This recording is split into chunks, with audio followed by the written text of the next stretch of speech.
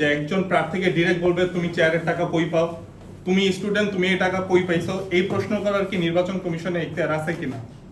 একজন প্রার্থী তার ফ্যামিলি থেকে হোক, টিউশনের টাকা হোক বা যেখান থেকে হোক টাকা খরচ করে যদি চেয়ারের ব্যবস্থা করে, আপনি বলতে পারেন চেয়ার এলাও না, তোমরা চেয়ার নিয়ে যাও। একজন কমিশন স্যার একটু রাউট ভাবেই বলছে যে এই চেয়ারের টাকা কই পাওয়া গেল।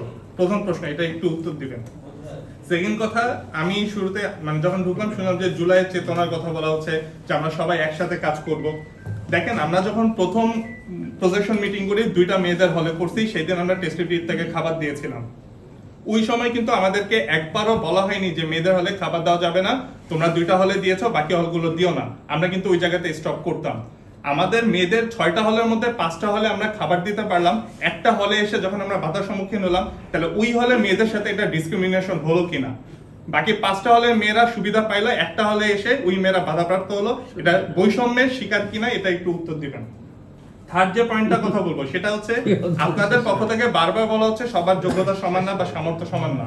এখানে স্যার আমরা এই জিনিসটাকে অ্যাপ্রিশিয়েট করি যে হ্যাঁ, সকলের হয়তোবা সেম ভাবে থাকবে না। এখন আমাদের প্রার্থী হচ্ছে জোহা, সে যে ক্রিয়েটিভ ভাবে প্রচারণা চালাচ্ছে, আরেকজন হয়তোবা ওই সামর্থ্য নাও থাকতে পারে বা সেই দক্ষতা নাও থাকতে পারে। তাই বলে কি আপনি জোহাকে বলবেন যে তোমার ক্রিয়েটিভ প্রচারণা তুমি বন্ধ করে দাও?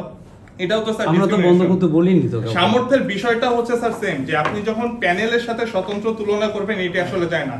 আমার প্যানেলে নির্বাচন করতেছে 23 জন, সেই 23 জনের পিছনে তার ডিপার্টমেন্ট, তার ছোট ভাই, জেলা সমিতির ভাই মানুষ, বোনদের হচ্ছে সাপোর্ট আছে। আর একজন যিনি স্বতন্ত্র নির্বাচন করছেন তার পিছেও কিছু মানুষ আছে।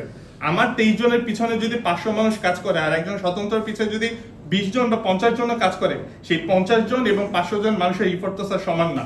এখন আপনি যদি এখানে বলেন যে স্বতন্ত্র এবং প্রার্থীরা প্যানেলের মতো পারছে না, ওনারাও প্যানেলে যেত। আমরা তো স্যার কেউ বলি নাই বা কাউকে প্রেশার করিনি যে আপনি প্যানেল থেকে নির্বাচন করবেন না।